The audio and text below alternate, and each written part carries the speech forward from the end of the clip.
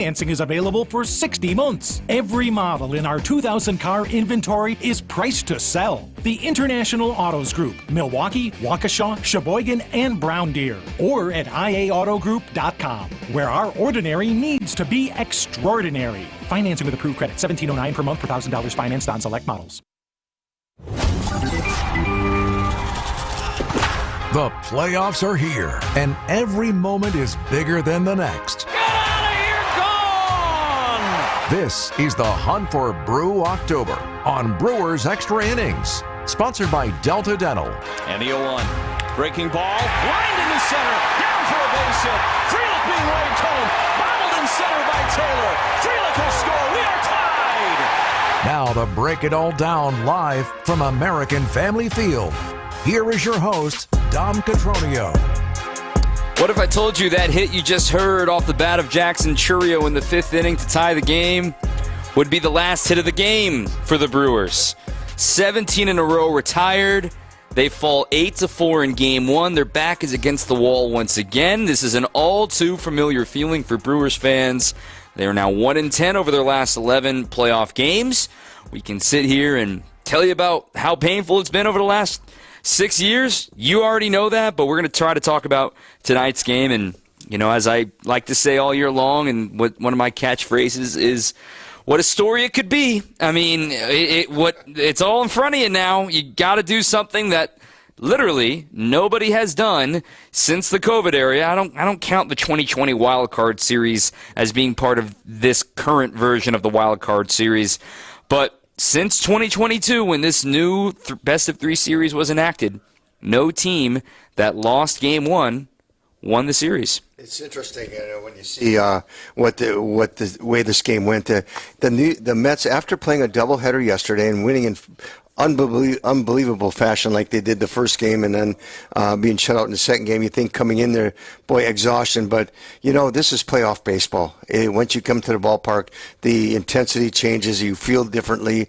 There's a lot of excitement with both teams. So it's just a matter of who's going to take over and take control of the ball club. And I thought the Brewers did a great job. They started off the first inning, they scored a couple runs. But, you know, one of the things about when you see playoff baseball is to be able to, when the other team scores, is to be able to follow up and do something special. And I think the difference in the game tonight, when you look at the way it was played, the Mets were able, as soon as the Brewers did something offensively, they were able to counter that each and every following inning.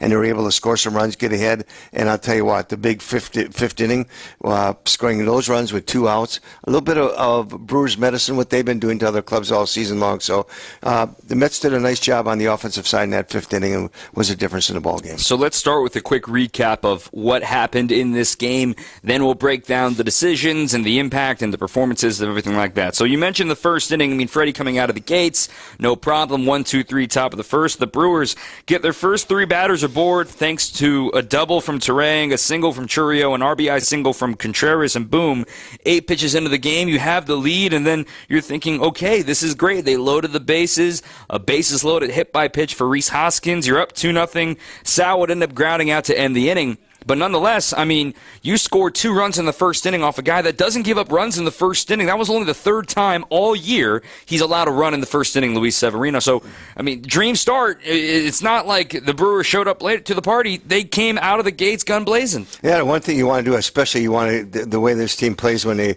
they score first, their winning percentages are so high, and you wanted to get off to that good start. You want to set the tone of the game early in the game, and the Brewers did that in the first inning. Terang getting on, and Chourio and Contreras following, and then the hit by pitch to Hoskins, and you feel good about that first inning. But you know, the Mets came right back that second inning, and I thought that big inning that Winker hit was just huge, and how Freddie was throwing the ball, just made a little bit of a mistake with a changeup after throwing some pretty good fastballs where he wasn't catching up, threw a changeup and got in a bad location. Winker was able to put it in play and hit that triple, and then scoring on the sacrifice fly by Sterling. But so they fought back, and that's going to happen. But right right back. They're right back in the fourth inning. They were able to put a couple runs back on the board and take the lead. And then in the fifth inning, a lot of bad things happened. Who's doing the recap here? Are you doing the recap here? Or am I doing the recap? Well, I'll let you go with it. I get excited about the game because the flow of the game. And the one thing the Mets did is what you want to do as a good team and what you want to do, especially in playoff baseball. Anytime a team scores, you want to do something that next inning to change that momentum. And tonight the Mets did that. The question was, would you like an appetizer? I'm just kidding. So, again, the triple by Winker, backbreaker for obvious reasons of the history there. And we'll get to the bottom of what happened between him and Adames. That seemed odd, to say the least. But the lack of a shutdown inning in both the second and the fifth innings for the Brewers pitching staff, specifically Freddie, to have a leadoff single from Vientos, okay, shouldn't be a big deal to react to. But then to fall behind 3-1 on Alonso, he got back into the count, full count, eventually walked him, and then the Winker on the eighth pitch of the at-bat triple really hurt. But then the Brewers in the fourth inning, man, that was the moment, the highlight you just heard. Jackson Chourio, base hit up the middle, that tied the game at 3 apiece. And now you're thinking, okay, he advances to second with the Mets napping, and like, oh, all right, this is your moment. This is the guy you want up, Contreras. They did not have the infield in for him, which didn't matter in the long run, but they did not have the infield in. He hits a ground ball, run scores, Brewers take the lead 4-3. They didn't add on any further. Mitchell lined out to right field. And then the surprise of everybody, Garrett Mitchell was not back Freddie Peralta was not back for the fifth inning, and it was Yoel Payamps. We'll break down this decision a little bit deeper in the next segment. Payamps, he got aided by a home run robbing catch from Jackson Chourio. Then on the very next batter, Chourio misplays a ball, going to his left on a ball that was hit over his head from Tyrone Taylor. And then with 2 outs, as Alvarez flat out, all this with 2 outs, like you said, a man on second, a walk to Lindor, an infield hit by Iglesias on Payamps getting late to cover first. Good hustle by Iglesias. He's out. Go to Ashby, left on left, gets 2-2 on him, infield hit left side, and then Ashby didn't record an out. It melted down from there. Single through the right side for Vientos. Intentional walk for Alonso to get Winker out of the game, to bring in J.D. Martinez. He got ahead of him 0-2, and then he lines a single into the right field for a 2-run single. That made it, at the time, 8-4, which would be the final score. I mean, everything literally happened in that fifth inning, and then, oh, by the way, the Brewers then went down 17 in a row to finish the game. So what alarms you more, and then we'll get to some texts and calls, 855-616-1620, 855-616-1620. What alarms you more, that the Brewers' middle relief bullpen didn't do their job today of Ashby and Payamps, or the fact that the Brewers' offense went 0 for 17 to finish the game? A little bit of a combination. You know, even though you go down by the runs, you're still in the game. You've got several innings you can do. You got to get some runners on base, but they just weren't able to do it. I thought Severino settled down, especially when he got into that fifth inning after the Mets scored those 5 runs. He settled down and he was in control. Really, when you talk about a guy who was commanding all his pitches, going to good spots, I thought he did just the next one. John Embrito came in and just pitched very well. Their bullpen really threw the ball well. You had Stanek to it, pitched very well to us. But I thought the key was that fifth inning. That fifth inning, when you talked about that little bit of a misjudge, I think what Chourio did, he kind of ran a bad route to it, and the ball got over his head. But I thought the key to the whole inning was Iglesias. Iglesias hustling and beating Payamps to first base. Right out of the box, you could tell on that play that he was busting it out of the box after Hoskins just made an outstanding play on that ball. He was going to give everything in that dive and that being safe. And then I thought the big at-bat by J.D. Martinez was really the difference in the ball game. Those two things in that inning were really the key that allowed the Mets to score the 5 runs and go up 8-4. I mean, it's just the story writes itself of that. The Brewers team that prided itself on defense and its bullpen, those are the two things that falter them in the fifth inning. I know it's not technically an error on Chourio, but it's a play he needs to make. I know it's not technically an error on Payamps, but he needs to get over there quicker. And I know it's not an error on Adames, quite frankly, sliding to his right, tough play, good runner off the bat of Nimmo when Ashby was on the mound. He bobbled it, sure, but Nimmo's a good runner. I don't think he's got a chance to get him anyway. I don't think so either. And then furthermore, I mean, that might have saved a run, because if that ball gets into left field, they probably send the runner anyway, then let alone the run scores. So all in all, I mean, the whole game was in the fifth inning. For me, it's the offense, personally. And that's my fear, is the fact that the offense, I know it's a young team. We've heard that line all year long. You go 0 for 17 in your third time through against Savali, against Budo, who you just saw last week, and then Stanek going 1-2-3 in the ninth. This was the game, and not to freak folks out.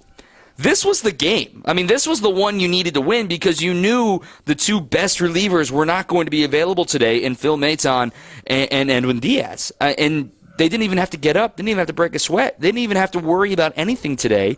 Now those guys are available to go tomorrow, and I'm not, again, what a story it could be, but that's what's so frustrating about losing game one, not just because you lose game one, but because the lack of depth in the bullpen that the Mets had, the Brewers didn't even sniff it. I thought one of the things in the game, Dom, and I don't know if you saw the same thing that I saw, was especially when you got early in the game. I think when you look at Severino, the first three or four innings, he was kind of just, he was all over the place. He was getting behind on hitters. He's having some success and throwing his pitches and throwing them to good spots.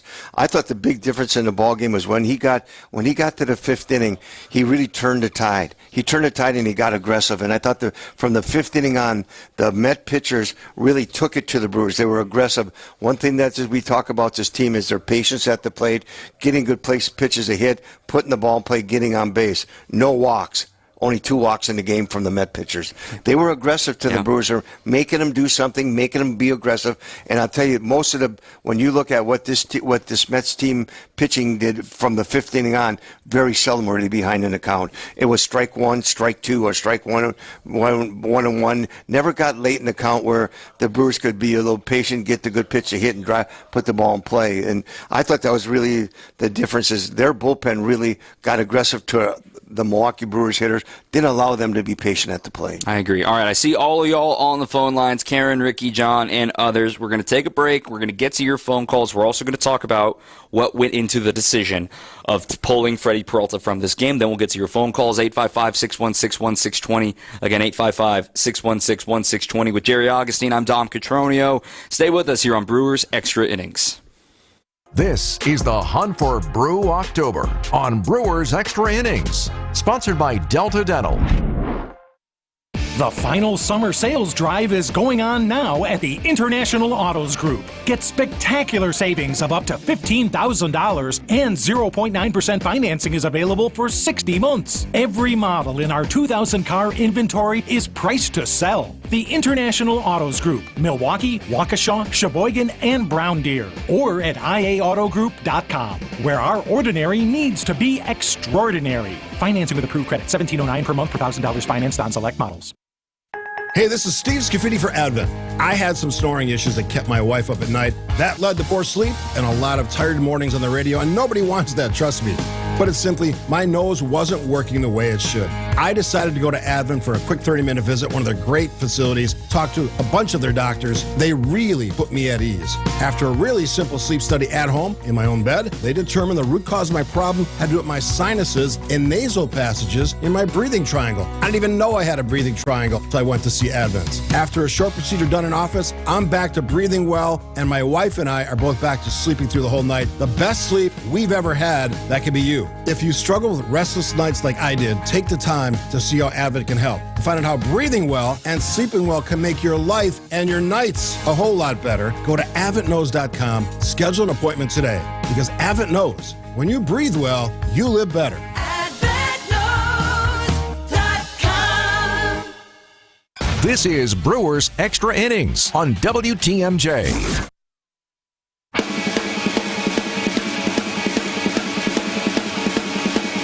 With Jerry Augustine, I'm Dominic Cotroneo. Brewers falling Game 1 of the NL Wild Card Series by an 8-4 final. I see all y'all on the phones, 855-616-1620, 855-616-1620. Before we get to these lines, let's talk about what I think is going to be the most popular thing tonight. Why was Freddie Peralta pulled after 4 innings and 68 pitches? So let's set the stage here. He was not great in the second inning. Leadoff single, walk, triple, sac fly. But starting with that sacrifice fly, he retired 9 in a row, and including in the last 2 innings of his work, 11 pitches in the third, 8 pitches in the fourth. In fact, he didn't even have multiple balls in a count. He was getting ahead in those last 2 innings. Due up was 7, 8, 9 in the order. All righties, Starling Marte, Tyrone Taylor, and Francisco Alvarez. Pat Murphy cited after the game saying, They're worried about the pitch count. Once he gets above 75 pitches is when he starts to lose his command. It's when he starts to lose his edge. Quite frankly, I've said this in the press box, and my take from all of this, Augie, and you can correct me if I'm wrong, if you're afraid of your starting pitcher in Game 1 after 75 pitches and facing the 7, 8, 9 hitters for a second time, he shouldn't be your starting pitcher. I'm sorry. It's one of those things that this dude got you here for a reason. He's able to go length, and if you're afraid of him facing 7, 8, 9, all right-handed hitters, and I know he's had a little bit of a weird year against right-handed hitters, but you still had the platoon per se, I struggle to find a reason to pull him. Now, if Payamps did his job, we're not even talking about this. Payamps did not execute either, but I'm just sitting here like, I know you understand how strong your bullpen is, but you have to understand Freddie needs to be given a chance to at least start that 5th inning, in my opinion. Well, you want your pitcher to go 5 or 6 and get you into the later part of the game, but it was kind of, I didn't quite understand it because, just like you just said, in the 3rd and the 4th inning, I thought Freddie was as dominant as he was all ball game. I thought he was locating all his pitches. He looked like he was in control, throwing the pitches very well. I understand sometimes you don't want your pitcher to go through, especially in the playoffs, go through the 3rd time through the lineup. Totally understand that. But I thought in the 3rd and 4th inning, I thought Freddie was throwing the ball very well, locating the pitches that he needed to, putting the ball in play like he had to. It kind of surprised me. The 5th inning kind of surprised me. But again, when you're looking at what this bullpen has done for you all year long, you got that lead. You do think about him getting into that 3rd time around, and you got the likes of Payamps and Ashby and those guys the way they've been throwing the ball. It's kind of a flip of a coin one way or other. But I tell you what, Freddie's my number 1 guy. I'm going to let him out there a little longer. Now let me go on the other side of the shoulder here. Maybe somebody who's looking at the numbers saying, well, Dom, Murph's got a point. You know what? Let's lay out the numbers. In the 5th inning, now just regardless of the 5th inning, opponents are hitting .305 against Freddie with a .909 OPS and an ERA north of 7 in the 5th inning. So there is data to support that, right? But the 3rd time through the order, as you mentioned, he wasn't there yet. He was about to be. Opponents have a 70-point average increase and a 200-point OPS increase against Freddie. I get all of that. I totally understand. He wasn't at the 3rd time through the order yet. You know you can lean on the bullpen, but let's say he comes back out, he gets 2 outs and 1 man reaches. You got a switch hitter at the top of the order, Francisco Lindor, who hits well from both sides. Is your answer Yoel Payamps to go multiple innings? Probably not. Is your answer to burn Ashby for 1 batter? Probably not. So my thought of it all is at the end of the day, you end up using 4 different pitchers in the 5th inning, and you still gave up all of those runs. It was a gamble that failed, and I know there were mistakes otherwise. What's the worst that could have happened if Freddie went back out there with a 1-run lead facing 7, 8, 9? They reach, you go to the bullpen anyway. If they don't reach, he's done after 5 innings, and then you can dip into your bullpen. Well, I think one thing you're doing, you just said it, and they're well aware of what Freddie's ERA is in the 5th inning and how going through that 3rd time. And I think when you look at this Mets team, if Lindor is one of the best hitters in all of baseball, he's one of those. You get him in a situation where he can do something in a game. He's going to step up. And Iglesias over what's he hitting, like 330, 23 game hitting streak now, and just swinging the bat very well, and you saw the way he hustled right there, putting the ball in play. And I tell you, I think it had a lot to do right there is Freddie's ERA when he gets to that around 75 pitches. But you know what? Even though he's facing the last 3 hitters in that lineup, it's the top 2 hitters in the Mets lineup that really make a difference. If you look at yesterday's ball game, it was those 2 guys that really created everything that happened in that first game. And so I think what Murph was thinking there, he says, let's not go there. I have a guy in the bullpen who's got a 1.03 ERA. Yep. So that's several outings. He's been dynamic. And let's start right there. Let's have Payamps go out and be that closer for the starter, and then we'll decide what they do from there. Yeah, he was my X factor. He was a guy that I picked to be a big piece of this bullpen, and then he gives up line shot to left. Churio saves him by robbing a homer. Then Churio misplays the next one for the double, but he had the opportunity to get out of the inning, walking Lindor, then the infield hit by Iglesias. Then he was lifted. Okay, let's get to some of these phone calls. Karen in Illinois, you have been waiting patiently. Karen, you're live here on Brewers Extra Innings. Hi, guys. Augie, do you have a couple innings in you that you could give us? I always have a couple. Always a couple. I guess I want to talk everybody down from the leads. I am old enough to remember 1982 quite clearly, And the Brewers went out to California, and they lost the first 2 games of a best-of-5 series. And nobody in either league had ever lost the first 2 and come back to win the series. And so we came home, and wouldn't you know, we won 3 straight, and we went to the World Series. This record of nobody coming back after the first game and winning the wild card series is going to be broken by somebody. So why not us, and why not now? Yeah, I love that, Karen.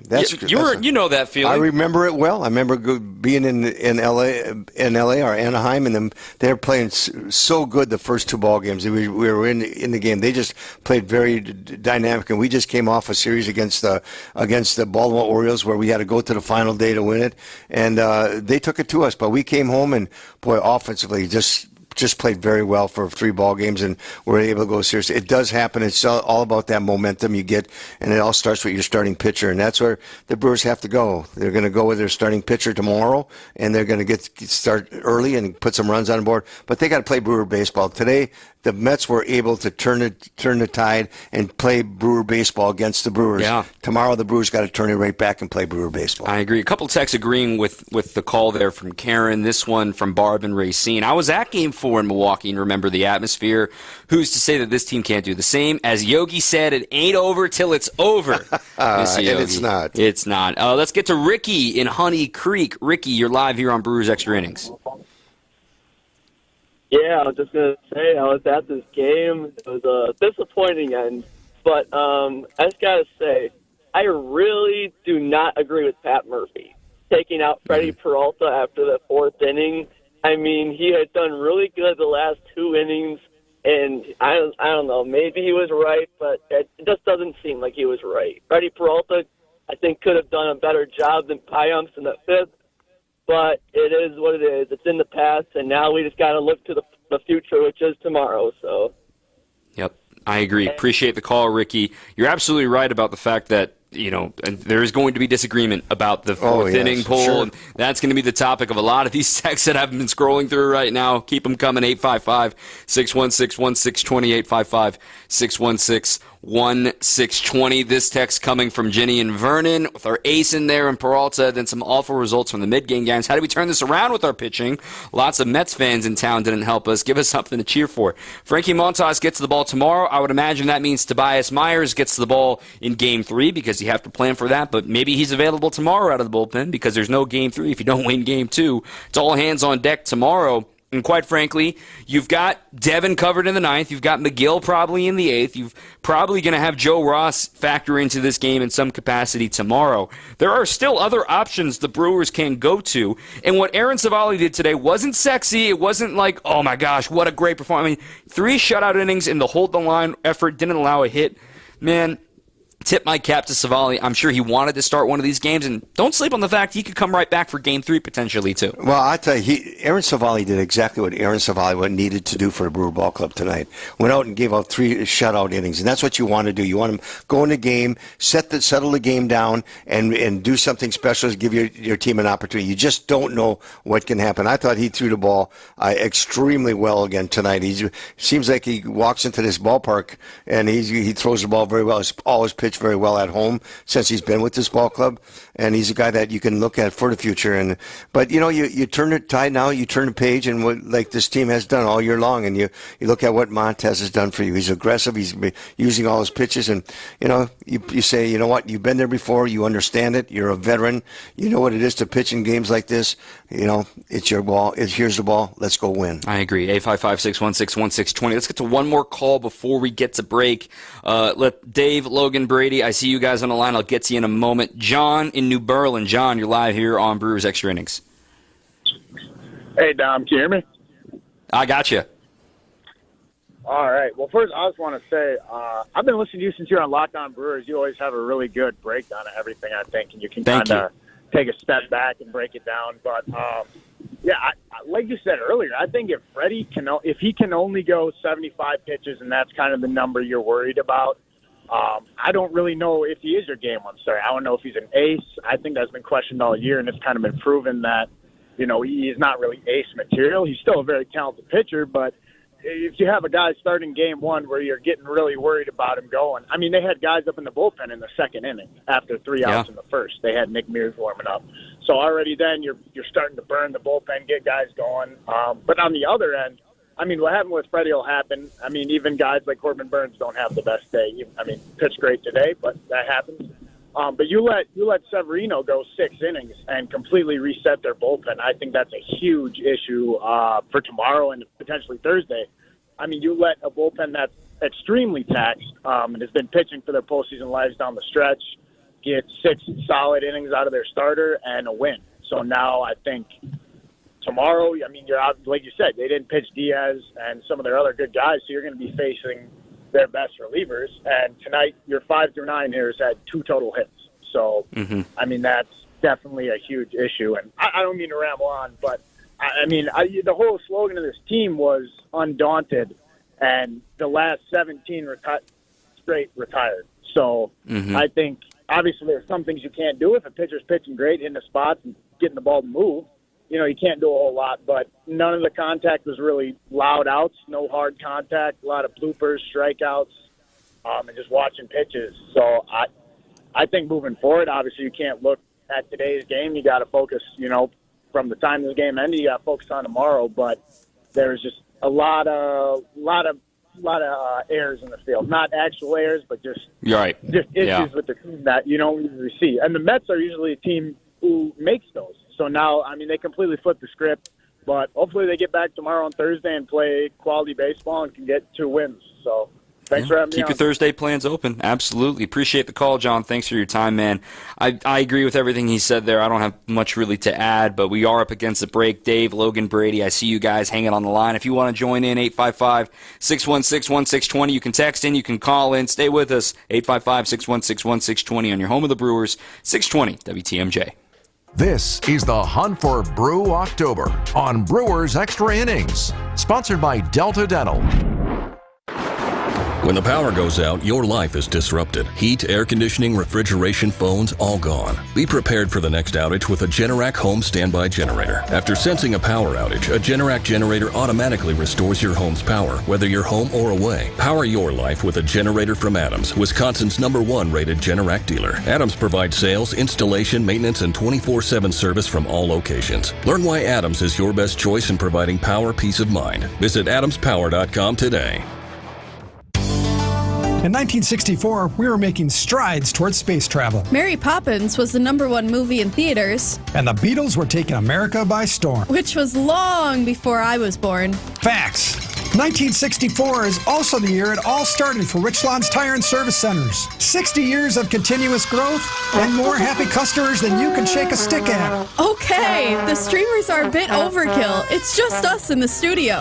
All right. But it's important to know accomplishments like these aren't possible without a dedicated team. So hats off to them and our founder, my dad, Dick Mitchke, for understanding the importance of customer focus. Facts. There's no 60 years of anything without you, the customer, which is why our focus will remain on you and only you for years to come. Thank you from all of us here at Richland's Tire and Service Centers. Richland's Tire and Service, such a refreshing change. Richland's. This is Brewers Extra Innings on WTMJ. Brewers Extra Innings brought to you by Fifth Third Bank. With a local Milwaukee team, Fifth Third Bank also knows how to hit it out of the park. They've been serving businesses in the area for nearly 15 years, offering industry-specific expertise and local decision-making capabilities to help your business succeed. It's commercial banking value only Fifth Third can deliver. Fifth Third Bank, National Association, member FDIC. Couple of texts here. This one from the 563. I really hope that tomorrow and Thursday the team proves me wrong, but right now it doesn't seem any different like we've been hearing about. Once again, the things that got us here imploded. This one from the 608. There's a reason they play 3. Team has been resilient all year. Tomorrow we fight back. Let's go Brewers. This one from the 920 area code saw something that was interesting, that the Brewers were not stealing bases today. The Brewers could have gotten one more inning from Freddie. Then Willie changed his cleats, and which is also why the Brewers lost. That made me chuckle. Mark from West Bend. Real quick on the stolen base note, I had 3 keys to the game on my Twitter at Dom_Catronio. One of them was Yoel Payamps. Well, that didn't work out. The other one was keep stealing bases. Well, they didn't attempt a single steal base. Yeah. And the other one was keep Freddie in the zone. Well, he only walked one guy, and we didn't. That one's inconclusive, but 0 for 2 otherwise on the night here for the Brewers. I mean, we were just talking about that 5th inning play, and just Payamps, when you sit down and think about it, he got the ground ball he wanted. Reese made a great play. Payamps, watching the replay again, yes, he was slow out off the mound, but you said it earlier, Iglesias busting his tail. I mean, that's something that the Brewers would do. That's something where Absolutely. it's like, you sit here and you're like, wow. You're like, wow, what a guy busting his tail. This dude's 34 years old and was on a minor league deal at the start of the year. Iglesias now on a 23-game hitting streak, and then the whole inning unraveled from there. That was my turning point of the whole game. I agree, Dom. You look at and we talked about how they were able to turn the pages on the Brewers and play Brewer baseball against us. But I thought that was the whole key right there. If Payamps covers first base, and it does happen from time to time, and the ball is hit hard. But Hoskins made just an outstanding play on that. He's got to bust it right. If he busts right as the ball is hit, just make that first move that you are taught to make. I'm gonna tell you what, he's going to be there in time. But you got to give credit to Iglesias. He right from the beginning. As soon as he hit it, he didn't step back and watch it. He was out of the batter's box, and that slide into first base really changed the whole complexion of the whole inning. And that's the exact time to slide into first base when you're trying to avoid a tag and trying to beat a guy to the bag. That's Absolutely.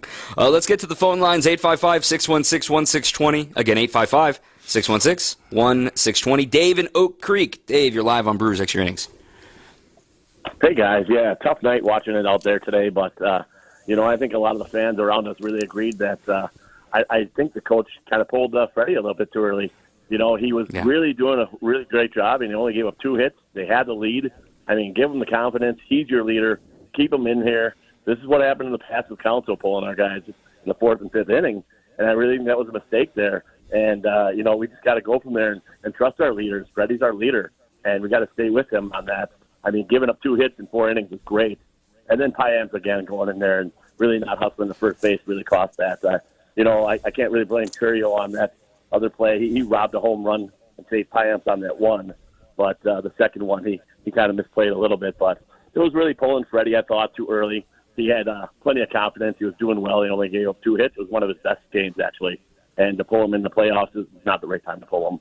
And everything comes down to that. Because Payamps really didn't have it after that, giving up 2 line shots to the left field.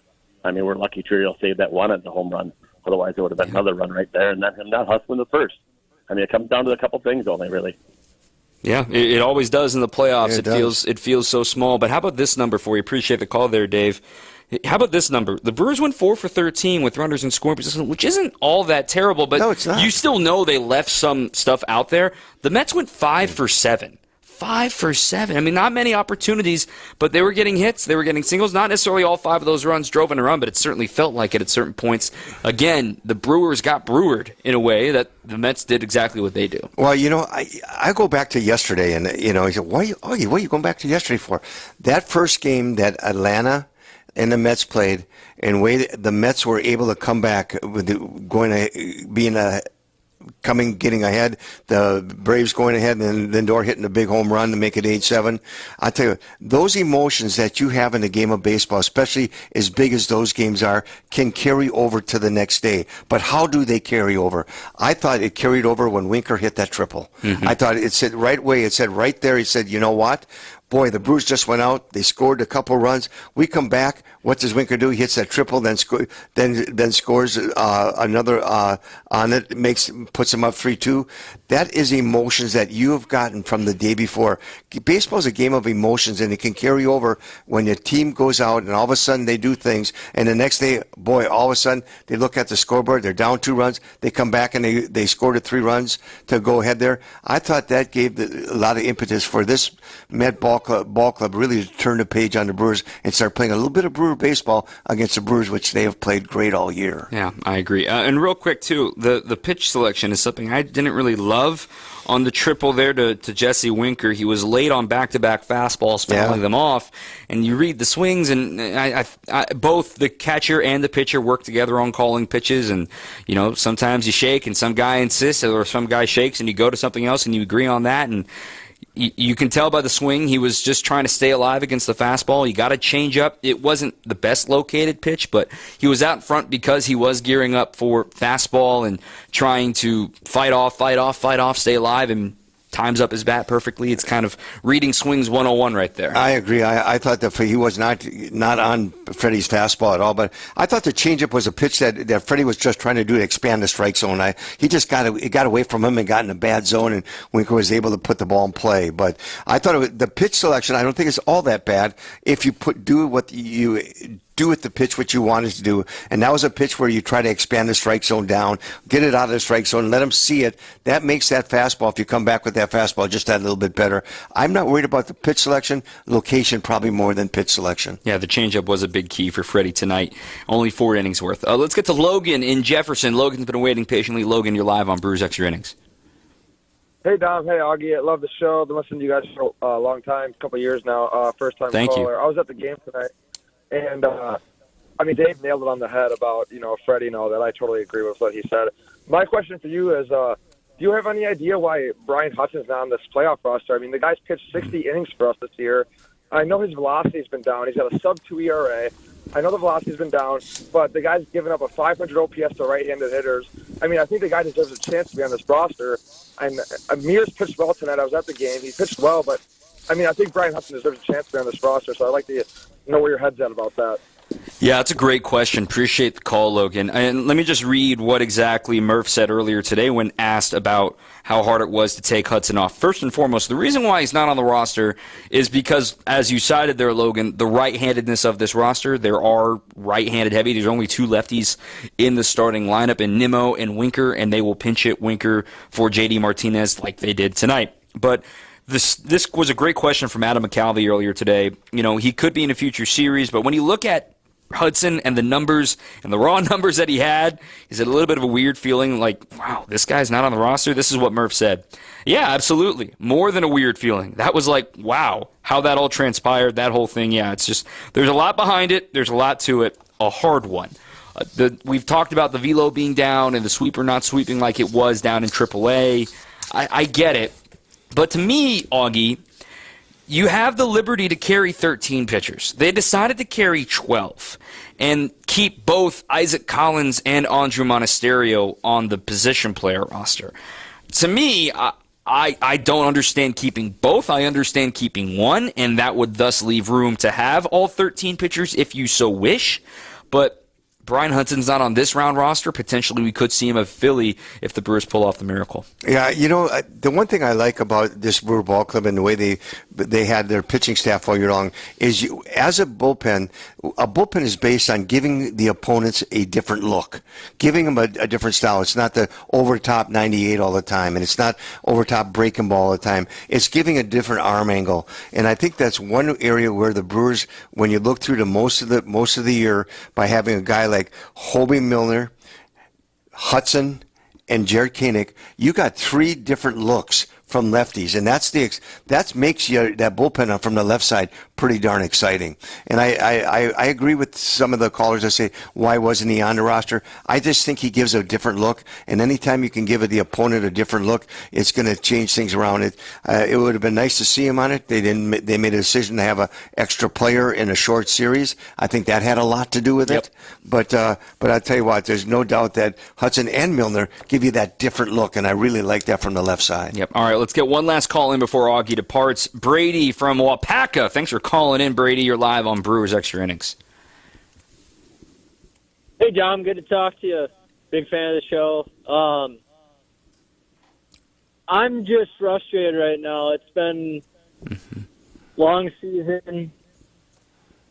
They've just been, after the last couple years, especially last year with the D-backs, this year, and that 5th inning, they were looking good until the 5th inning. Like, I understand keeping Freddie in there for the first, but like taking him out, I realize they've gone 2 times through, taking a guy out, even though it was 7, 8, 9. But I don't know. I just didn't really understand that decision there. Besides that, I agree, Brady. By it all. Yeah, I think you speak for a lot of fans, and describing Brady's voice there, sort of forgive me, Brady, but the dejected, it's just like the can't find the words, the disappointed, it's the frustrated. Normal right now. That's the life right now, and quite frankly, it's a familiar, all too well feeling for the Swifties out there. I mean, it's just like, and look, man, I'm gonna be real for a second. I turn 30 tomorrow. I don't want to spend my 30th birthday talking about a Brewers loss, so I don't want to have this feeling either. Let's just kind of let it all flow tonight. Then when the clock hits midnight, you just got to hit the reset button, just like you guys did in '82. Yeah, and they come up with a word that they've been wearing, undaunted. Yeah. And then this is a club that has risen to every time when you think they're out, they step up and do good things. This is a team that just has to come out tomorrow and play Brewer baseball. Let the game play the game from inning number 1 and play good, solid defense. Have Montes give you a game, and then be patient at the plate, whomever they're pitching, and it's going to all work out. This is a club that always arises to, and being undaunted is a perfect word for this club because they've done it all year. It's all about emotion. First game, it does happen. Things didn't go their way. They got the tide turned on them a little bit. Let's turn it back to Brewers, and we'll be just fine. I agree with all that. Jerry, we'll talk to you again tomorrow. Looking forward to it. We got Greg Matzek warming in the bullpen. He's still got some work to do right now. We'll get to some of these texts as well. Brewers fall 8-4 tonight, but tomorrow they'll hand the ball to Frankie Montas, and we'll be breaking it all down with you again. Yeah, it is, and I look for Frankie to come out and just pitch Frankie baseball, and he's been throwing the ball very well, and you get him in situations, he's got a good understanding what he needs to do to be successful against a prominently right-hand hitting club. I'm looking for him to go out and throw the ball very well. All right, Jerry Augustine. He was on that 82 team. He knows about comebacks. Back with more after this. The Brewers fall, but more to come. 855-616-1620. 855-616-1620. You can call, you can text. Come hang out with us tonight on Brewers Extra Innings. This is the Hunt for Brew October on Brewers Extra Innings. Sponsored by Delta Dental. Get inside the mind of Mark Tauscher. When you did the impressions of Coach Alvarez, which I love doing on the radio with the state now. See the world from his perspective. When Barry would get really mad or very frustrated, his voice goes up 15 octaves. On Wisconsin's Morning News, every day at 7:50. God dang it, come on, we got guys over at the towers not paying attention. Mark Tauscher, presented by Hello Windows and Doors of Wisconsin and Kohler Services. For your fellow fanatics and your number one fans. For your game day compatriots and your everyday companions. For your personal cheerleaders and your personal heroes. For the reasons you smile, get covered with dental and vision insurance from Delta Dental of Wisconsin and Delta Vision. Learn more at deltadentalwi.com today. So if you're selling a $2 million home and you found yourself what you thought was a pretty good deal on your real estate commission, at say about 3.6%, you'd pay $72,000 in real estate commission. Not bad, right? Well, your Benefit Realty agent will charge you no more than $19,000 no matter what size property you're selling for the listing side of your sale. And it all comes with the full service you'd expect from an experienced real estate brokerage. This is Angela Calais with Benefit Realty, where you pay less for full service. Benefit-realty.com. We've saved our clients over $19 million in real estate commission. Now, I say this because that's a pretty big number, but I also bring it up because it's always been cool for us to save our clients money. It's not about being the top volume agency. Over here, it's more about you. And at 1.9% commission with a cap on our commission for the listing side of your sale, no matter what size property you're selling, you will save substantially. This is Angela Calais with Benefit Realty, where you pay less for full service. Benefit-realty.com. For over a century, local radio has evolved with the needs of the community. From politics to pop culture, we keep you informed, bringing you the most relevant news, online, on air, and on the go. You have trusted us with your news, sports, weather, and entertainment. Trust us to keep moving with you. Text radio to 52886 and tell Congress local broadcasting is here to stay. This is Brewers Extra Innings on WTMJ. I'm Tom Catronio. All right, let's keep on breaking all this one down. We're going to talk about this one. We're going to keep on going, really until everyone feels like they're heard. 855-616-1620, 855-616-1620. A couple of texts that I'm behind on here. This one from the 262. I'm so tired of this, Dom. We have the formula nailed.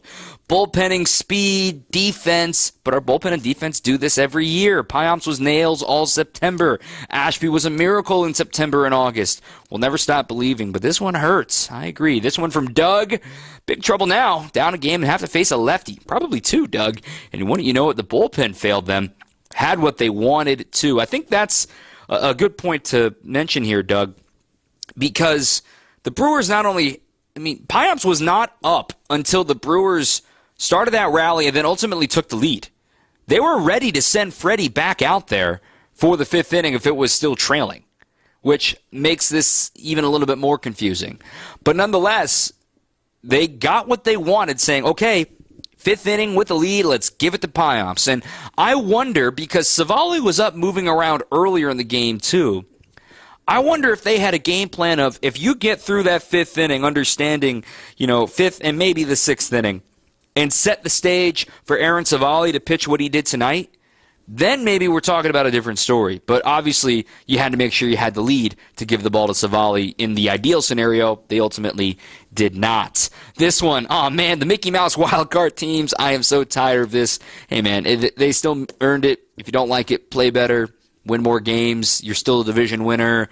I can sit here and say the Mets are a very good team, and they are. And the Brewers are a very good team, and they are. That's why you play the games, man. It's not played on paper. It's not played on dirt. It is played on dirt. So that's why we play the games. Need a real lockdown ace in the offseason. Peralta would be a number 3 starter for a World Series contending team. Freddie was the number 3 starter for a World Series contending team the last couple of years. I know he's technically the one now, but I think people who've been around this team know that Freddie does not perform like a traditional number 1 does. And reminder, Brandon Woodruff is due back next year. He's your one. You would imagine a rotation that features Woodruff and Peralta and Hall and perhaps Colin Ray comes back, and Savali still has another year of control. You've got Mizorowski on the farm. You've got Chad Patrick on the farm. You've got pieces on the way to help out Woodruff as the one. This one, why is Tobias Myers not starting tomorrow? That's a good question, honestly. But to me, I know we've talked about the numbers of Tobias after a loss, and they're very good and everything, but now your back's up against the wall. I could still see a scenario where Myers pitches tomorrow. Maybe Frankie goes 4 and it's a close game. You get the bullpen. If it's still close, you go to Tobias to make sure you get there, whatever it may be. But you still need to have somebody pitch game 3, and they trust Tobias to pitch game 3. Yes, I know he's a rookie, but this is an opportunity for Tobias and the Brewers that if they can get it to him in a game 3, I'm all for it. It's pretty wild. This one from the 262. Severino wasn't pulled after getting knocked around in the first and fourth innings. Peralta gets pulled after 4. That's the difference between a team that knows how to win playoff games and a team that goes 1-10. Now, minder, Mets, they also lost their last wild card series. That was 2022 to the San Diego Padres. They did not make the playoffs last year. Best team that money could buy, biggest payroll, you know all that, but let's not act like the Mets know exactly what they're doing on the pitching side of things. This one, any reasons for optimism tomorrow, or is it time to pack it up? I saw that start in the first inning, and I know they can do it again. I think 0 for 17 is an anomaly. I thought that the Brewers' offense just went cold for the night, and Budo and Severino pitched very well against them, but nonetheless, you got to find a way to get base runners aboard, and only going 4 for 13 suggests two things with runners in scoring position. Sure, you only got 4 hits, but you had 13 opportunities with a runner in scoring position, so you had the opportunity to get that done there. All right, let's get back to the phone lines, 855-616-1620, 855-616-1620. Corey, who was at the game. Corey, you're live here on Brewers Extra Innings. Corey, you got us? Corey, if you're on your radio, you got to turn it down. There's a delay there. My man, how we doing? We're good, man. How are you? Good. Game, man, let me tell you, been to every playoff game since 2008. What a disappointment tonight. I got one question for you guys quick. How'd you feel about Willie just pitching tonight? I mean, did you like it? Should we not have done it? Should we have saved him? Oh, Savali, you're saying. I thought you were saying Willie for a moment. Savali, he had the moment, the line that I said earlier was it's the unsexy role, but it's the hold the line role. And if you had the offense pull off some sort of miracle, we turn around and say, oh my gosh, Savali, how important was that? That was huge. It kind of reminded me when the Brewers came back from that 8-0 deficit against the Diamondbacks. One of the things that really we made sure to talk about was how great DL Hall was in that game to hold the line and keep the Brewers in the game as their offense started to churn and get back on track. So I don't mind using Savali tonight because he had to use somebody tonight, right? Are you gonna throw Joe Ross and then not have him available for the next 2 games? Savali only threw 35 pitches too. He still could pitch game 3. I still truly do believe that. I know that would mess things up for the DS, but that's an opportunity that you have with now preparing yourself for 3 games, but you have to, quote-unquote, win tonight. And that's what the Brewers' mantra has been all year long. And tomorrow, that will be put to the test, to say the least. Appreciate the call there, Corey. 855-616-1620, 855-616-1620. Max in Wautoma. Max, you're live here on Brewers Extra Innings. Hey, guys. I'm just here to chime in a little bit about the lineup. It seems this year we've gone all in on bats, kind of left a little bit to spare in the pitching front, and to roll out with Bowers, I'd say. Bowers in the 6 hole. If you're going to go all in on batting, it just disappoints me to have Jake Bowers come up in a situation where he clearly wasn't ready to take an at-bat there in the 3rd, and he comes up short. And if we're going to go all in on one thing or the other, I'm fine going all in on bats, but to have Bowers come up, Jake Bowers, leaves something to be desired there, and it's just kind of like if you're going to go in on one thing or the other, let's go all in on bats. And you know it. You know what I mean there? Yeah, I get what you're saying, but look, real quick, let me keep you here, Max, for a second. Just I've heard that sentiment a lot, but I just ask, okay, who would you rather have had the DH today? Would it have been Gary today, even though you're facing a righty? I think we lost Max, but it's all good. I think that's a common refrain from Brewers fans, like, oh, why's it got to be Bowers? Why's it got to be Bowers? And I understand the whole righty-lefty stuff and that sort of thing. Well, this stretch for Gary Sanchez, who's supposed to be your primary DH, over his last 19 games, he's hitting $143. He's 8 for his last 56. So I understand why they did Bowers. I was a little surprised that he wasn't available as like a defensive replacement per se to come into the game. And he had a single in the 3rd, but he popped out in the 1st with men aboard. That was a real backbreaker with the bases loaded, and that was frustrating because they really could have put a punch into Severino in that 1st inning, kind of like Rhys Hoskins did against Minaya last week in the opener of their series. We got more to come. Greg Matzek's going to throw on a headset here coming up after the break. 855-616-1620, 855-616-1620 here on your home of the Brewers, 620 WTMJ. This is the Hunt for Brew October on Brewers Extra Innings, sponsored by Delta Dental. Visit family-owned Ken Michaels Furniture and our in-store design centers where you'll still find beautiful, luxurious, heirloom quality American-made furniture. Right now, save 30 to 35% store-wide and take advantage of our complimentary design services. Whether you're moving, renovating, or updating, our designers will help your vision become a reality.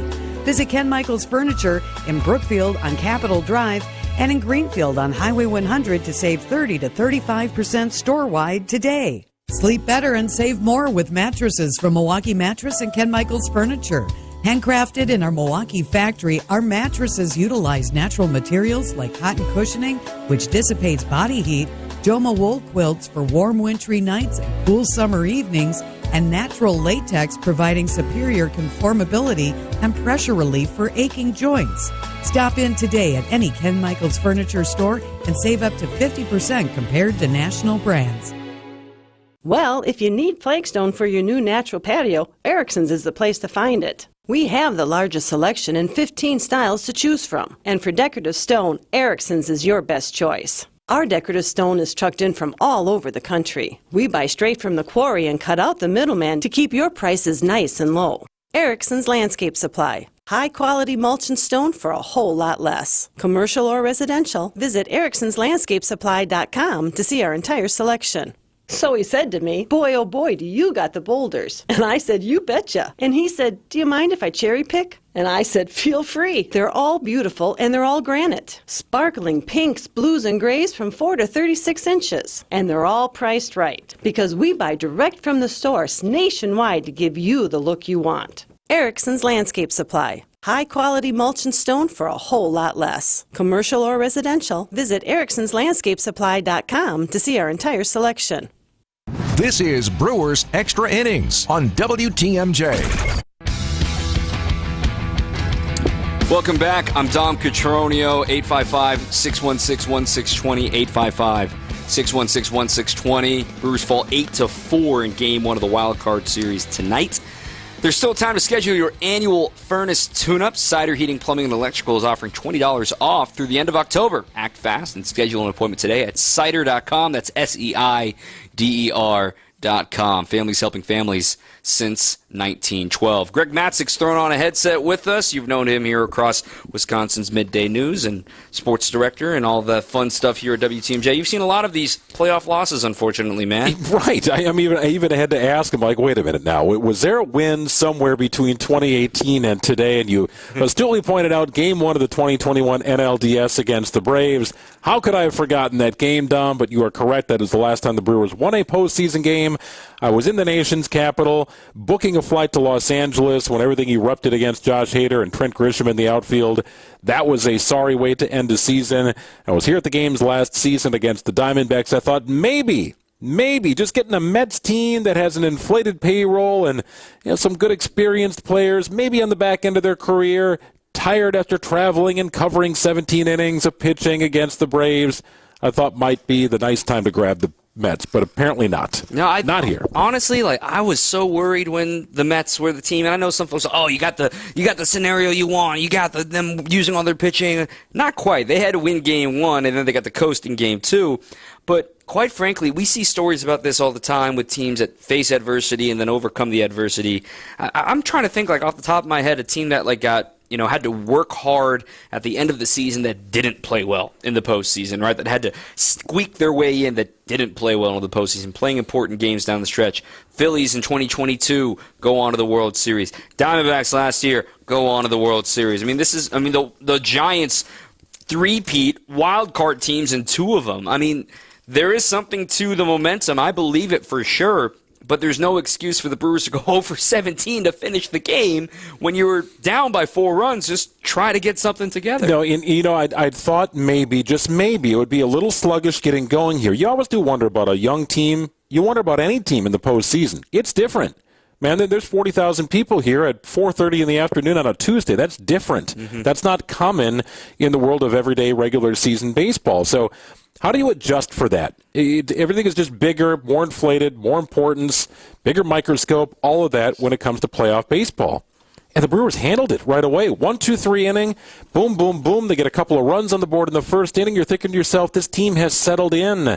They're not even 30 minutes into the game, and they have settled in. They look like they belong. And, boy, you want to talk about a great way to begin the postseason. It couldn't have been scripted any better. Score a couple runs in the first inning, take an early lead, have your starting pitcher go 1-2-3 in his first opportunity on the mound. They did that. That's what's frustrating about this game. This wasn't about youth or inexperience or anything like that. The lights weren't too bright. It was about their inability to make a couple of plays in the 5th inning after a questionable pitching decision, and the Mets' ability to show their veteran selves and take advantage of nearly every mistake the Brewers made. The Brewers took advantage of some of the Mets' mistakes. Felt like the Mets took care of pretty much every mistake the Brewers made. Absolutely. And furthermore, when you look at a few of these at-bats that I wanted to circle and talk about, and this text agrees, one of the players going to understand in the playoffs, you can't make mistakes, even little ones. This one, Bauer swinging on the first pitch after a 4-pitch walk in the first inning. Now, I can see both sides of that coin because you say, why is he swinging first pitch? You only say, oh my gosh, why is he swinging first pitch? Because he popped out. to some folks in baseball, it's like, all right, well, he's going to try to throw you a strike, so be ready to hit. He's not going to try to walk 5, throw 5 consecutive balls out of the zone. But nonetheless, it's like, okay, that's one that you circle. You circle Rhys Hoskins grounding out, breaking his bat on a double play with men on the corners in the third. You circle that one.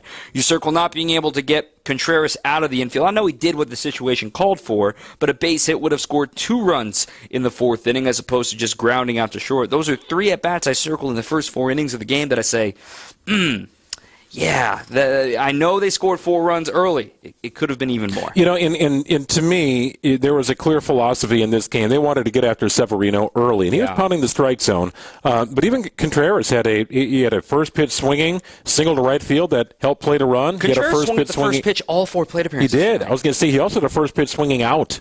Right? I mean, it happened. It wasn't just Jake Bauers. Garrett Mitchell had his first 2 at-bats. He went after the first pitch. Amazingly, he worked himself back from an 0-2 count to draw a walk, which was an incredible, fantastic plate appearance. You kind of circled that one, too, as a potential, significant plate appearance in this game. So there was a clear philosophy. You look at the percentages, and I don't know what the regular season percentage was swinging at the first pitch, but I would say it was elevated today per their regular season average. Yeah, it was definitely elevated today. The Brewers are one of the teams that swing at the first pitch the least in baseball. When you're doing that against a sinker baller, it's going to be tough to find good contact, and then Severino goes 6 innings. So now let me change the tide here real quick. Then we'll get to a couple callers here. 855-616-1620, 855-616-1620.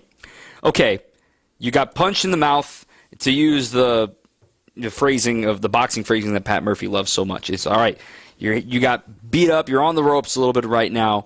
What gives you the belief that the Brewers can give that big swing, get themselves off the ropes, and find a way to get it done? Because, they scored 2 runs in the first inning, couldn't win today. They scored first. They didn't get anything done on the bases. What do you look forward to tomorrow to say, this is how I know they're going to have a chance to win? I think it's games 1 through 162 of the regular season. And that's all. That's your sample size to look at.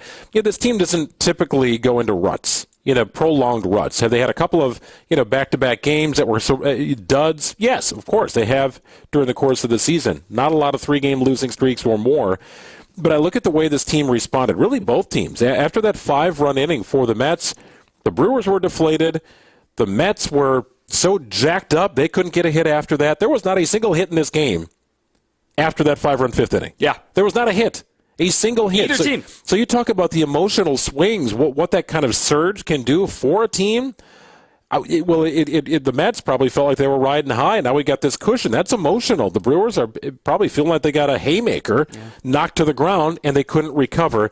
But it seemingly does not last long for this Brewers team. So you'd like to think that you can just erase it, move on to the next day like they've done all season. It's way easier said than done, especially when you're talking about playoff baseball.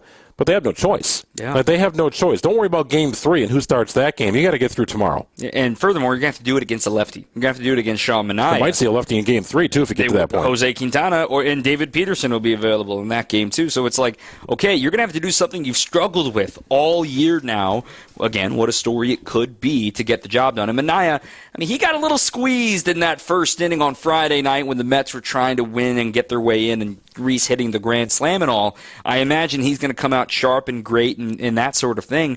Manaea, who's got postseason experience and understands, and we're going to see a different looking lineup tomorrow. Will Terang still be leading off against lefty? Probably not. Churiel will probably be leading off, but where does Terang slide in? Because he got 3 hits tonight. He was, quite frankly, him and Churiel were the only guys on offense. I said, you guys had great games today. Yeah, middle of the lineup really struggled tonight. I would agree with you. I think Terang probably moves down, but I don't know how you can justify taking him out just because there's a lefty on the mound. You have to talk about suitable replacements too, right? And given his performance really all season, what he does in all aspects of the game, I don't think you can afford to take him out of your lineup. But I do think it's going to be switched up a little bit. Garrett Mitchell's not going to hit 4th tomorrow. No. I can't imagine. Some of that's the Yelich factor, too, playing into how this lineup looked tonight. With Yelich out of the lineup, you are in that situation where you like to do a little bit of lefty-righty-lefty. and that puts Mitchell in a number 4 spot. He's not a number 4 hitter. But they don't have a number 4 hitter truly right now. And I just gave the Gary numbers, and he hasn't been that guy. No, not a great fit there either. You could do William and Willie back-to-back. I get that, but the whole point is to have some traffic aboard for Adames in the 5 spot, because then you face the conflict against, like, well, who's going to bat 5th and protect Willie? And you don't really have that. Yeah, so I'm curious to see what this lineup is going to look like tomorrow. Also curious to see just what sort of leash Frankie Montes has. Listening to Pat Murphy tonight, and I disagree with the decision to take Freddie Peralta out of the game because he had settled in. And Pat talked about it being an emotional 68 pitches. He called it 70. It was 68. An emotional 68 pitches. Not all 68-pitch outings are created the same. And he thought Freddie spent a lot of energy getting through the 4 innings that he pitched. He also pointed out that the top of the order was looming. But I would like to point out that 7, 8, 9 were due up. Yeah. You can make a switch. So it seemed to me like Pat Murphy was more committed to using a group of guys in specific points of the game, and he wasn't willing to deviate from that he wanted Payamps and he wanted Ashby, but he wasn't willing to swap one for the other, right? He wasn't willing to go Ashby first, then Payamps. That's what it sounded like to me, because you get Freddie to the top of that order. Let's say he doesn't get through 7, 8, and 9 in the 5th, and he get back to the top of the lineup. Well, you don't want to see that lineup, Francisco Lindor, for a 3rd time. Okay, well, then you make a move. It's almost like he didn't want any traffic on the bases to make a pitching move, so he did it somewhat prematurely. It probably is a wash if you make a couple of good defensive plays, but I still don't quite get the move there to take Freddie out of the game after he clearly had settled in the 3rd and 4th. You made a good point, the wash, where it's like we don't even bat an eye at this if it's a 0 in the 5th inning. But the fact that the game melted down in the 5th inning, everyone's going to question the one thing that changed heading into the 5th inning. It was the guy on the mound. So I understand all of the numbers, and trust me, I understand the numbers when it comes to 3rd time through and what Freddie's done after pitch 75. But in the playoffs, and there's a whole other frontier that we can talk about. It's like, well, now you've shown Yoel Payamps to them. If he pitches in Game 3, they know what to see and what to expect. I had no problem hitting him either. Yeah, and Aaron Ashby. Loud outs in there. All right, Ashby struggled against the righties today, and J.D. Martinez fell behind 0-2, didn't matter, single the other way. So there are levels to this, and the Brewers are going to have to use a different cast of characters tomorrow to get the win. Before you get out of there, let's have you listen to this call. Let's get to the phone lines, 855-616-1620. Jason in Los Angeles staying up with us here tonight. Well, I guess we're staying up. Easy time for you. You're like in the middle of the workday right now. Jason, you're live here on Brewers Extra Innings. Hi, thanks for taking my call. I just a couple things. First of all, I do disagree on the idea that Freddie was settled in and was going to settle in. Freddie is the most volatile pitcher I have ever seen over a multi-year period, and I'm not just talking game to game. I'm talking inning to inning. He had already blown a lead. Murphy did not want to see him blow another lead. This is not like an ace of your staff that always gets better as the game goes on. I love Freddie, but he's all over the place. I had no problem with him making that move when he made the move. My question to you guys is, Payamps had been locked down. If you look at his game log, he had thrown up a bunch of zeros, which is another reason Murphy made that move. But it was obvious. He did not have it from moment one. The leadoff guy against him hits that ball to the wall that Churio has to make the jump and catch on, and he was never close. Then he fails to cover the bag on time. Like, to me, and he's a professional, he's a veteran, he's been in big spots before, but it's hard for me not to think that the moment got too big for him and that he melted down under the pressure of that game, and I just wanted to know your thoughts on that. That's a good question. I appreciate the call, Jason. I think, for one, Churio missing that fly ball, the liner left. And I understand he gave up 2 rockets, Yoel did. And we talked about that in the press box here, Greg. I was holding my breath as soon as he stepped to the mound. I know, and you and I disagree on that. You got mad at me. He was my pick to click. I'll wear that. I got no problem with that because, like Jason just said, the numbers since July, he's been the best reliever in the Brewers bullpen, and that includes Devin Williams since July. So what I look at it is, I understand he gave up 2 rockets. He got lucky on one, and then he didn't get so lucky on the other. So maybe those cancel out. But still, you're asking him to get 5 outs instead of 3 outs because of Churio's mistake and then his own mistake. Nobody's going to really survive that at the big league level in the playoffs. Again, part of that is his own doing. I still would have seen Yoel Payamps. I would not have been shocked at all to see Yoel Payamps maybe in the 6th inning of this game, or maybe even later on in that 5th inning if Freddie started the frame. Yoel probably would have been your first guy out. I think everybody knew that was coming.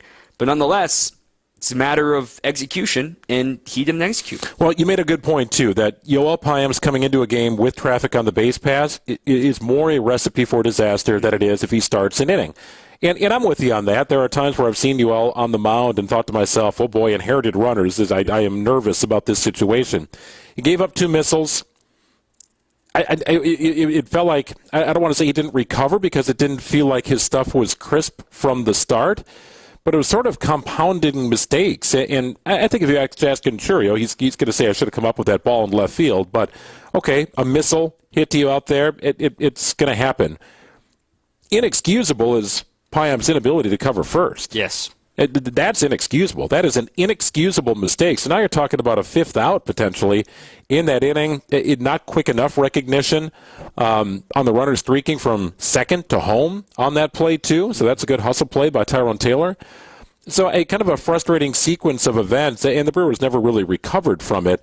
I like Payamps' stuff. I was nervous when he came into the game, but it felt like that's exactly where Murph wanted to use him. That's why the switch was made.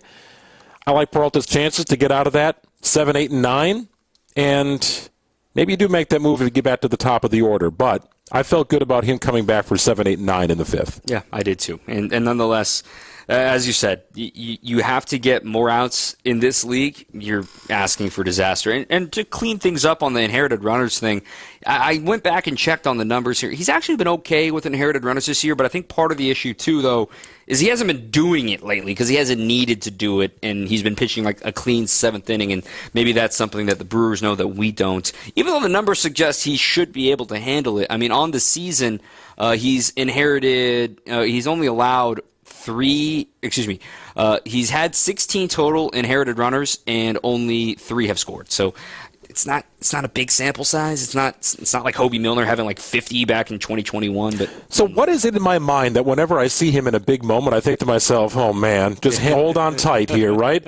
Because I have those moments. Everyone has those guys. Well, I mean, it was like me watching Jeremy Jeffers throughout the 2018 playoff run. Well, JJ could get himself into some jams, yeah, I'm telling you, and he could get himself out of some jams. Devin to an extent, too, over the last couple of years. High wire act. All the numbers suggest that Payamps should be able to get through that inning, no issues. And again, we're talking about some misplays that the Mets capitalized on.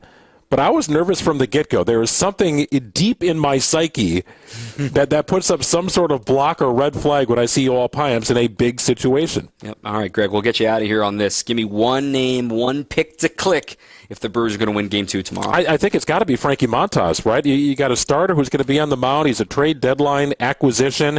You're trusting him. I think he could go a variety of directions, but you saw Savale today. You're not going to see Tobias Myers in his starting capacity tomorrow, but an option for sure. And he's got great stuff. He could be lethal as a 2-inning guy, or maybe he's your Game 3 starter, but you got to get there. But it really is all about Frankie Montas. If you get a good start from him, if you can try and keep the Mets to 3 runs or less, give yourself a good chance to win this game, and then put everything into that Game 3, the decisive game here at home. So it's a big spot here for Frankie, and they got him for a reason. They thought he could do more than just eat some innings. It's a big-time spot for him. I agree. Greg Matzek joining us here on WTMJ. We'll talk to you again tomorrow, and hopefully it's a little bit more fun here in forcing a Game 3. Let's do it again. All right, Greg Matzek, WTMJ. Back with more after this. There were some moments and some things to enjoy from this game. We are going to find a silver lining here in a moment. Brewers fall 8-4 in Game 1 on 620 WTMJ. This is the Hunt for Brew October on Brewers Extra Innings, sponsored by Delta Dental. Trust in your family's comfort at home with Cider Heating, Plumbing, and Electrical. They're the oldest family-owned HVAC company in southeast Wisconsin. 4 generations of Ciders, and their highly trained technicians provide a one-stop shop for all home and business comfort needs, including an emergency service line that's always live and a 12-year parts and labor warranty on all Daikin products. Get peace of mind by scheduling maintenance today with Cider Heating, Plumbing, and Electrical. That's SEIDER, cider.com. WTMJ's Greg Matzik here for Holiday Automotive in Fond du Lac. Hey, gear up for fall and winter adventures in a new Chevrolet, Buick, or GMC. Score deep closeout savings on many, stackable with enticing offers to lower your bottom line and payment. Holiday's Truck Month sale is on. The destination to get more truck or SUV for your buck, more for your trade, while you enjoy the transparency and ease of their simplified buying approach and warm and genuine guest care. It's the stuff that delights and makes fans of drivers from all over. Fans like me and thousands of others who appreciate the many ways Team Holiday makes car shopping fun, simple, and pressure-free. Navigate today's car market with confidence with Wisconsin's #1 Buick and GMC dealer on your side. Accolades are per 2023 Buick and GMC zone sales records. Treat yourself to a test drive. Find yours and discover the difference at Holiday Chevrolet, Buick and GMC, Highway 41 and 23 in Fond du Lac, and at holidaygm.com. It's worth the trip.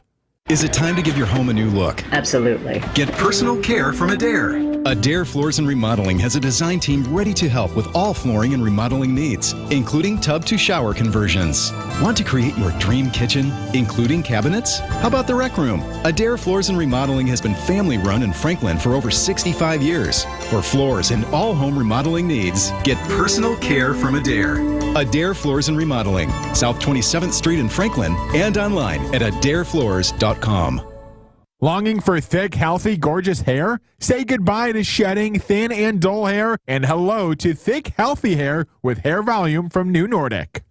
The pulse of the Milwaukee Bucks, straight from a Bucks legend. Can't get it off. Marcus Johnson will, though. Can't leave him alone for a 12. Tap into Here District with Marcus Johnson on Bucks Plus. Marcus and his son Chris offer a weekly beat on Bucks basketball. Get your questions answered and hear from the biggest names in basketball. Find Here District with Marcus Johnson at bucks.com/plus on the Bucks app or wherever you get your podcasts.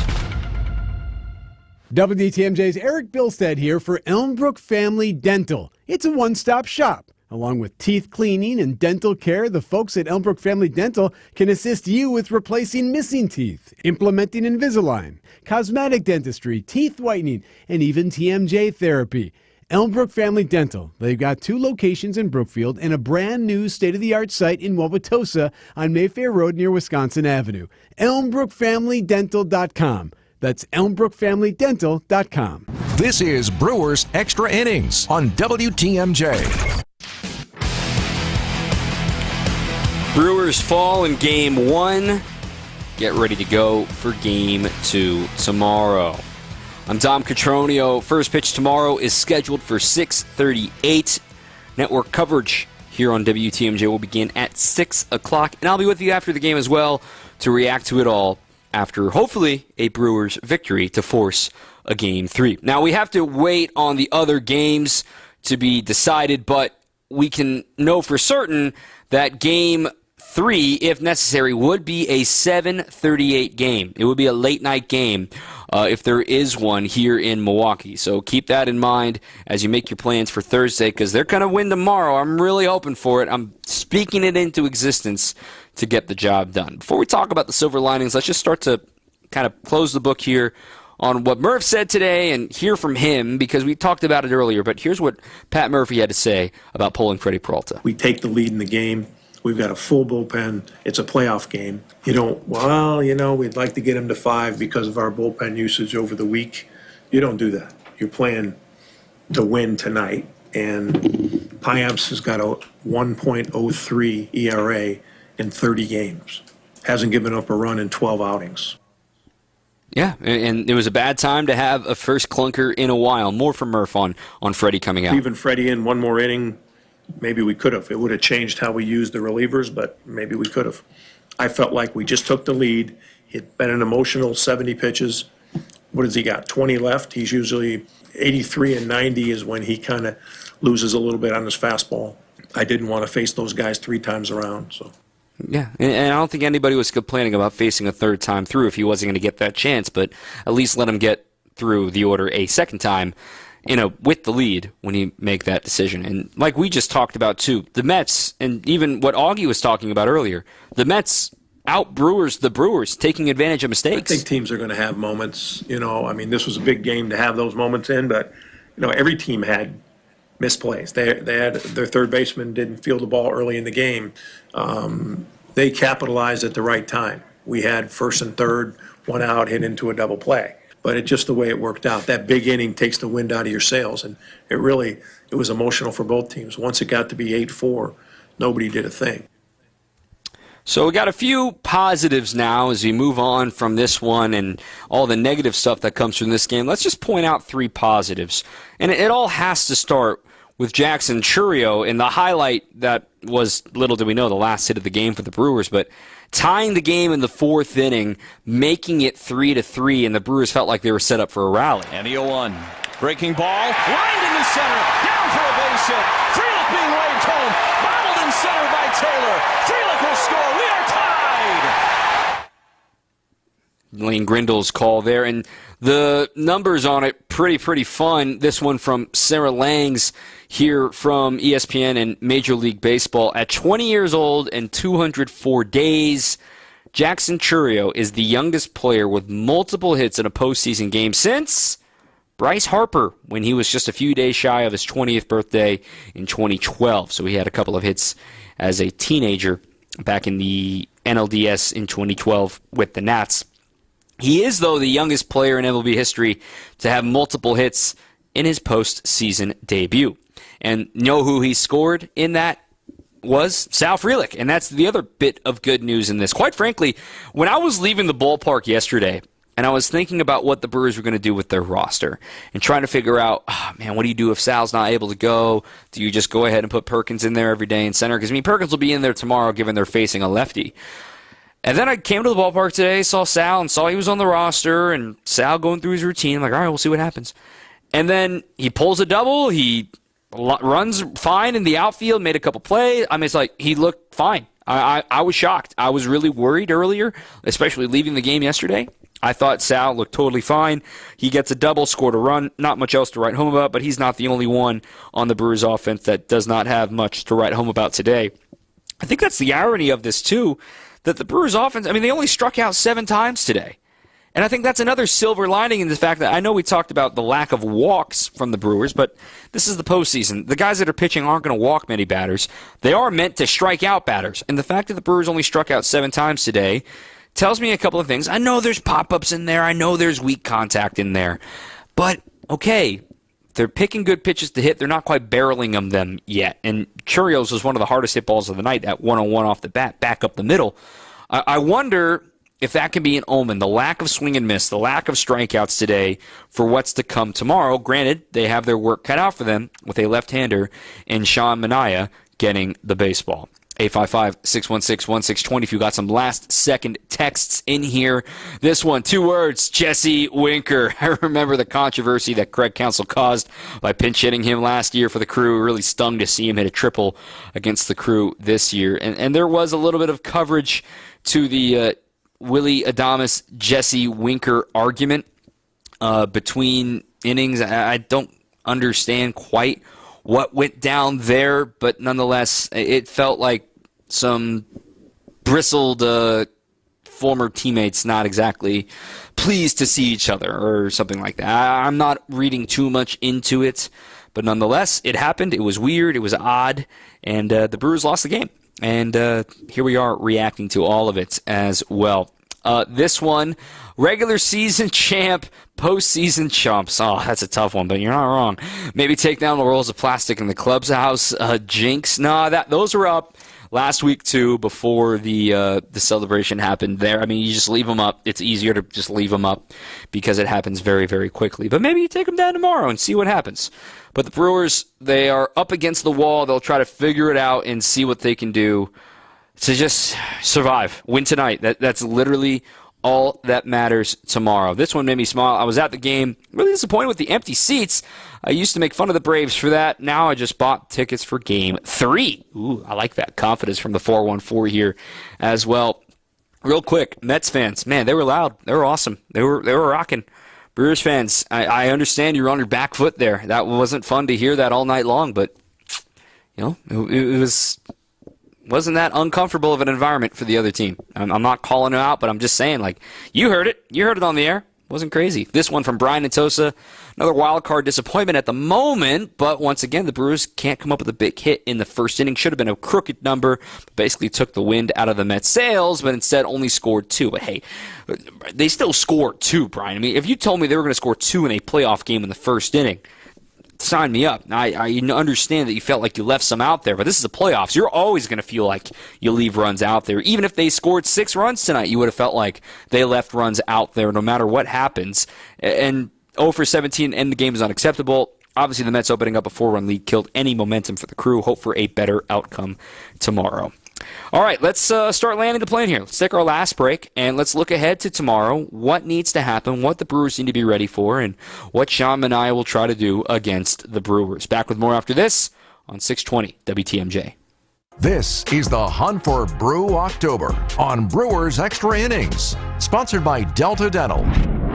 He asked, if I could be a host on WTMJ's Wisconsin's Morning News, I think that would really be the pinnacle of my career. So we answered. Jeff Levering is our Brewers 360 guest every Wednesday at 7:45. I don't know how I could call a game without the suggestions I get from Eric and Vince. So in Arizona, you could drop a, I was in the pool, if the ball lands in the little pool. Oh, outstanding. If they hit a home run. So there you go. You're welcome. On Wisconsin's Morning News, sponsored by Outdoor Living Unlimited and Holiday Automotive.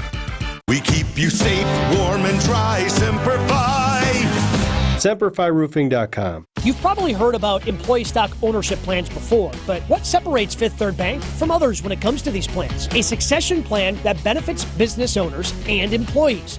Full and partial sales, second stage transactions, repurchase obligation financing, and seller note refinancing, ESOPs can offer tax advantages, increased liquidity, employee incentives, and overall diversification of net worth to help your company plan for the future. Fifth Third Bank, National Association. Custom solutions built around your goals. Member FDIC. Are you ready to start a meaningful career in healthcare? Are you looking for a job that fits your work-life balance? Become a certified direct care professional today and make life better for older adults or people with a disability.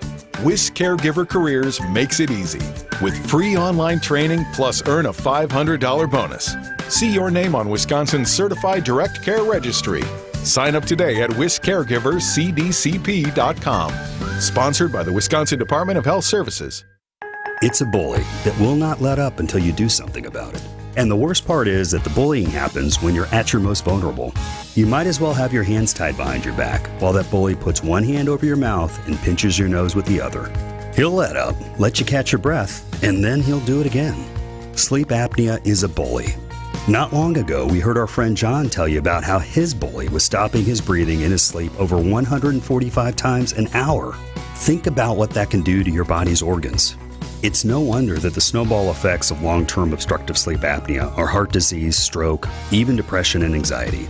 But this problem is solvable, and we have solutions, and you'll be surprised at how simple they are. To date, Advent has solved over 40,000 breathing triangle problems. It's time to put that bully in his place. Go to adventknows.com to schedule your appointment, because Advent knows when you breathe well, you live better. Results may vary. This is Brewers Extra Innings on WTMJ.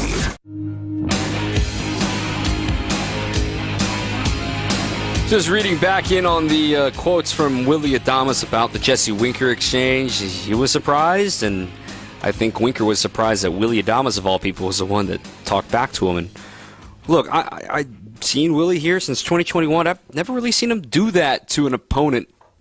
Be frustrated. I mean, it wasn't anything like come to blows or anything like that, but I've just like, Willie will talk to a tree, man. Willie talks to the umpires. Willie will talk to second base. Willie will talk to everybody, and I've never seen him get frustrated with a player, and let alone an ex-teammate. He was pretty coy about it. It is what it is. He said some stuff, I said some stuff, and we'll move on. They won. Yeah, that's it. And you can see where Winker's coming from, given how poor his performance was here last year, and quite frankly, one of the worst free agent signings that the Brewers could have done last year. They were a year early on him. Kudos for him. It was his wake-up call. He's playing well. He got to celebrate, talk his talk. All right, see what you do tomorrow. Brewers are facing Sean Manaea, and again, they just saw Sean Manaea last Friday night, and we talked about it briefly. He was a little squeezed in that game. It wasn't the prettiest strike zone or performance from that night, but he only worked into the fourth inning. It was his first clunker in a while, as he's been an innings eater. They won't need him to eat as many innings as he's had to this point in the year, but in mid-July, he adjusted his arm angle and got it a little bit lower, got it to more like a Chris Sale arm angle. This goes back to July 24th, including that tough start on the finale of his starts. They had won 11 in a row that he started, but 2.70 ERA over his last 12 appearances, 76 innings, 86 strikeouts. He is susceptible to the long ball, giving up 10 home runs and, of course, giving up the grand slam to Rhys Hoskins last week. The Brewers' record, I don't need to remind you, but I will anyway, of how much they have struggled this season against left-handed pitching. It has, quite frankly, been a weird kryptonite for the Crew that's really built for lefties. You think about how many righties are in the order tomorrow for Milwaukee, and it shouldn't be a big deal, but they're a 500 team against left-handed pitchers, so that's something to monitor for tomorrow. And then beyond that, it will probably be Jose Quintana once again on Thursday to wrap up this series. Whatever happens, happens, as the Crew tries to make history and be the first team to lose Game 1 of the wild card round, at least since 2022, and win their series. Now, in case you're wondering, it did happen twice back in 2020, where the team lost Game 1 and then won the series. But again, it was 2020. There was no fans. It was weird. So that's why I hesitate to mention those. So 14 of 16 series have ended in such fashion. However, the Brewers will hand the ball to Frankie Montas. Frankie has been solid since coming over to the Brewers, and there's really no other way to describe it. I wouldn't say it's been spectacular, but I'd say it's been solid. He gives you a chance to win. As a Brewer, 11 starts, a 4.55 ERA. I understand that sounds a little high, but that was inflated thanks to the 7 earned runs in 2 2/3 against the Diamondbacks, a game that the Brewers ultimately won, coming back to win.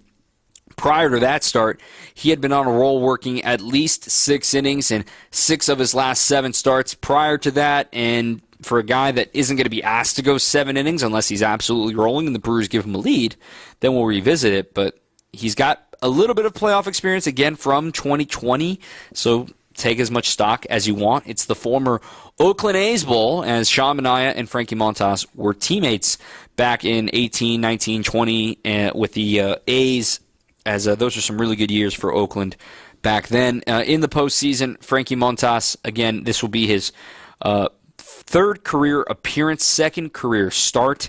He started a game in the ALDS against the Astros at Dodger Stadium, and it was hot. It was like 100 degrees. Ball was jumping. They were using the 2019 baseballs. Gave up 5 runs into the 4th. So let's hope he can erase that and get back on track here tomorrow. I think we said everything. I know I didn't get to everybody on the text line, but really do appreciate everyone. If I didn't get to you, I apologize. You can imagine. I got 4 full pages of text that rolled in here during the show. So I think we talked about everything everybody wanted us to talk about. But if there's something you really want us to talk about, feel free to call in, and you get to, in essence, jump the line here on the text line. But I do appreciate all the kind words, everybody who's listened all season long. We ain't done yet. We got at least one more tomorrow. Let's hope it's 2. The Brewers' first pitch is scheduled for 6:38. We'll be on the air at 6 o'clock. And then I'll be with you after the game, win or lose, talk about it all as the Brewers try to fight off elimination once again in this wild card round. My thanks to Jerry Augustine and to Greg Matzik for joining us here on the program. My thanks to you, the listeners, the callers, everybody who hung out with us here tonight, and to our awesome producer, Max Myerson, who did a great job answering all those calls and helping us out this evening. My name's Dominic Cotroneo. Back at it tomorrow. Get some optimism, maybe change your underwear, maybe wear miscolored socks. I don't know. Find a way to change the mojo, and we'll see you right back here at American Family Field tomorrow. And until then, keep on swinging. Trust in your family's comfort at home with Cider Heating, Plumbing, and Electrical. They're the oldest family-owned HVAC company in southeast Wisconsin. 4 generations of Ciders